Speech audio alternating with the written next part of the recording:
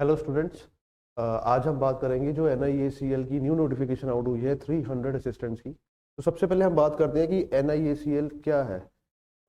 जैसे कि हमारे पास पब्लिक सेक्टर बैंक्स हैं जिसका एग्जाम IBPS लेता है, वैसे ही पब्लिक सेक्टर इंश्योरेंस कंपनीज होती हैं जो इंश्योरेंस में डील करती हैं, जिसको हम कह देते हैं कि गवर्नमेंट इंश्योरेंस कंपनीज है, जिसमें गवर्नमेंट का जो पार्ट होता है 50% से ज़्यादा रहता है, वो पब्लिक सेक्टर में आ जाती हैं। कि जैसे पब्लिक सेक्टर बैंक्स, वैसे ही ये पब्लिक सेक्टर इंश्योरेंस कंपनी है NACL। ये largest public sector insurance company है इंडिया की। तो ये इस बार क्या है, 2024 में 300 असिस्टेंट्स लेके आए हैं ऑल इंडिया लेवल पर आपको जो है अपनी स्टेट के हिसाब से, स्टेट की वैकेंसीज को देखते हुए आपको अपनी स्टेट के हिसाब से इसको फिल करना है, क्योंकि आप सिर्फ अपनी स्टेट की वैकेंसीज के अगेंस्ट ही एलिजिबल हो पाएंगे। ठीक है, तो आज देखते हैं कि क्या क्या नोटिफिकेशन में लिखा है। तो सबसे पहले जो कि मैंने आपको बताया कि जो NACL है ये largest public sector general insurance company है। इसकी ब्रांचेस जो है वो इंडिया में भी हैं, फॉरेन में भी हैं। तो मैं क्यों बता रहा हूँ कि फॉरेन में भी हैं, क्योंकि अगर आप यहाँ पे एज असिस्टेंट लग जाते हैं, कल को आप ऑफिसर बन जाते हैं, तो आपको फॉरेन पोस्टिंग का मौका भी मिलता है, जो कि पब्लिक सेक्टर बैंक्स में भी देखा जाता है। ठीक है, सो इसमें इंडिया और फॉरेन कंट्रीज में इनकी ब्रांचेस हैं। अब कुछ डेट्स के बारे में बात करते हैं। जो नोटिफिकेशन में डेट्स आई हैं कि नोटिफिकेशन फिल करने की जो स्टार्टिंग डेट है वो है 1 Feb 2024 एंड जो लास्ट डेट है वो है 15 Feb 2024। तो बोथ डेट्स जो है वो इंक्लूसिव है। ठीक है, ऑनलाइन एग्जाम जो है वो भी काफ़ी जल्दी, जैसे 15 Feb को हम देख रहे हैं कि ये एग्जाम की लास्ट डेट है, लगभग उसके 15 दिन बाद ही जो है प्री का मेन एग्जाम हो जाएगा, जो कि 2 मार्च को है। जो प्री है, चाहे मेंस है या Tier 1 या Tier 2 बोलेंगे हम, इसमें जो आपका रोल नंबर आउट होता है, कॉल लेटर आउट होती है, वो 7 डेज प्रायर दोनों केसेस में आउट हो जाएगी। तो अगेन जो ऑनलाइन एग्जाम है Tier 2 का, उसकी डेट अभी इंटीमेट नहीं की। तो होता क्या है कि जैसे ही ये पेपर होगा, इसके 15-20 दिन बाद आपको रिजल्ट आएगा, फिर अगेन जब नेक्स्ट एग्जाम होगा उसके 7 दिन पहले आपको कॉल लेटर आएगा और फिर फाइनल एग्जाम होगा।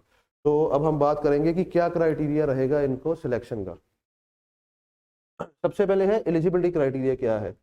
जो भी कैंडिडेट सिटीजन है इंडिया का, ठीक है, मोस्ट ऑफ स्टूडेंट्स हम क्या है, सिटीजन ही है इंडियन के, उसके अलावा भी कुछ कंडीशन दी गई है, जैसे कि नेपाल, भूटान, तिब्बतियन रिफ्यूजी, अगर ये 1 जनवरी 1962 से पहले इंडिया आ गए हैं सेटल होने के लिए और यहाँ पे सेटल्ड है अब तक, तो वो भी एलिजिबल है। कुछ क्राइटेरिया और दिए हुए हैं, डिफरेंट कंट्रीज है, पाकिस्तान, बर्मा, श्रीलंका, इन कंट्रीज का भी अलग से एक क्राइटेरिया दिया हुआ है, आप यहाँ पे पढ़ सकते हैं।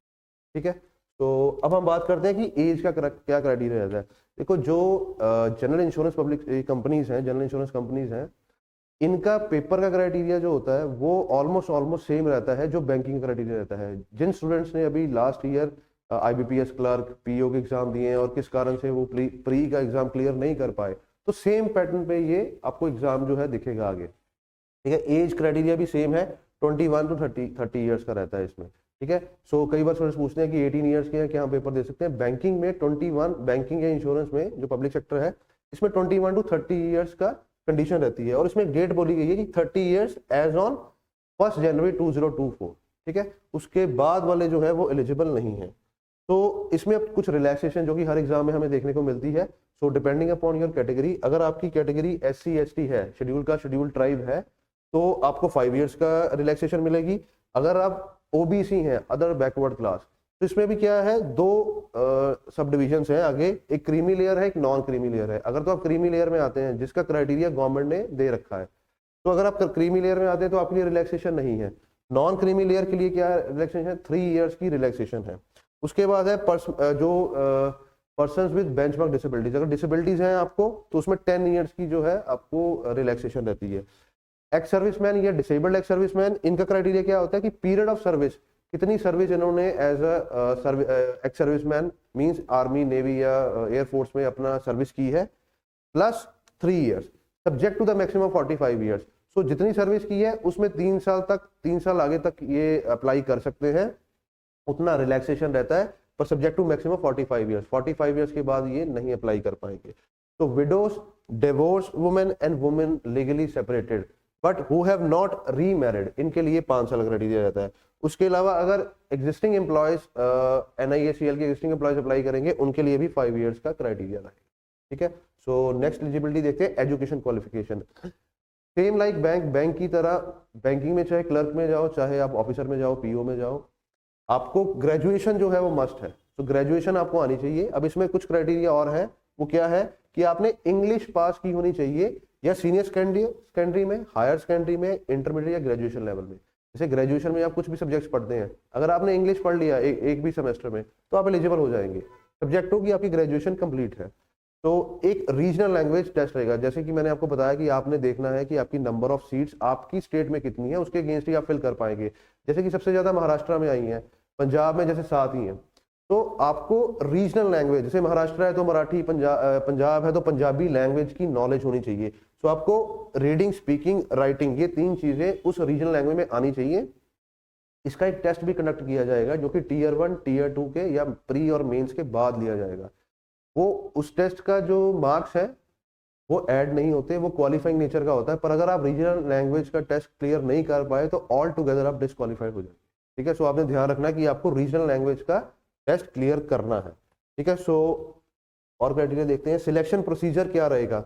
अगेन जैसे कि बैंकिंग में क्लर्क और पीओ का रहता है, आपको प्रीलिमिनरी एग्जाम देना है, मेंस एग्जाम देना है, और यहाँ पे जैसे हम आरआरबी में देखते हैं, रीजनल रूरल बैंक्स में एक रीजनल लैंग्वेज टेस्ट होता है, तो इसमें भी वो आपको देना है। तो अब हम देखेंगे प्री एग्जाम। अगेन जैसे मैं बार बार बोल रहा हूँ कि जो बैंकिंग एग्जाम है क्लर्क और पीओ के, ये सिमिलर पैटर्न पे एग्जाम आता है, और इनके देखो सब्जेक्ट्स भी सिमिलर हैं कि इंग्लिश, रीजनिंग और न्यूमेरिकल एबिलिटी, जो क्वांट बोलते हैं हम। तो यही 3 सब्जेक्ट्स आते हैं प्री में, जिसमें 35 की वेटेज रहती है क्वांट और रीजनिंग की, और 30 रहती है इंग्लिश की। तो ये 100 क्वेश्चन होते हैं, 100 मार्क्स, पर ये 60 मिनट्स में करने होते हैं। ठीक है, इसमें एक स्ट्रेटजी होती है, तो उस स्ट्रेटजी को हम देखेंगे अगली वीडियोस में कि कैसे करना है।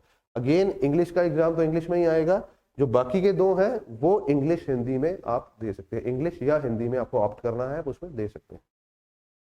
नेक्स्ट है टीयर 2 में, similar on the lines of mains of clerk and PO.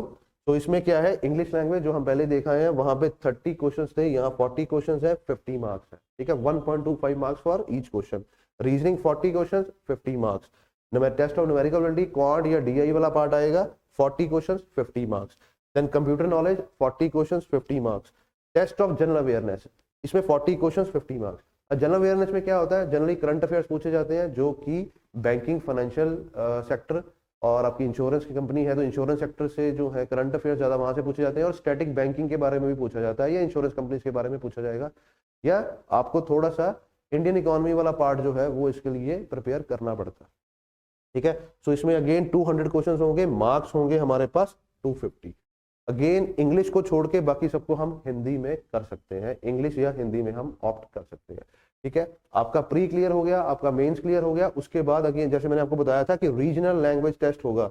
जैसे most of the part of India में हिंदी लैंग्वेज टेस्ट रहेगा, पंजाब में पंजाबी है, यहाँ पे देखो मराठी है, तेलुगु है, कन्नड़ा है, अलग अलग जगह पे अलग अलग रीजनल टेस्ट रहेगा। सो आप उसको और वो क्वालिफाइंग नेचर है, तो आपको वो क्वालिफाई ही करना है। ठीक है, उसके मार्क्स, आपकी सिलेक्शन जो होगी वो मेंस के एग्जाम के बेसिस पे होगी, प्री की भी नहीं होगी, सिर्फ मेंस के जो मार्क्स है उसके बेसिस पे आपकी सिलेक्शन होगी, सब्जेक्ट टू कि आपने रीजनल लैंग्वेज टेस्ट को क्लियर कर लिया। ठीक है जी, सो ये हमारा क्राइटेरिया है फिलहाल जो है NACL की असिस्टेंट पोस्ट के लिए। ठीक है, अगर आप एलिजिबल हैं तो आप इसको भरें, क्योंकि ये सेम पैटर्न पे है जैसे बैंकिंग एग्जाम है। अगर आप इस साल 2024 के बैंकिंग के और क्लर्क के, जैसे बैंक के क्लर्क और पीओ के एग्जाम देना चाहते हैं, तो आप इससे स्टार्ट कर सकते हैं। ये आपको ये थोड़ा आइडिया दे देगा कि बैंकिंग एग्जाम में क्या चीज़ आती है। ठीक है, तो थैंक यू।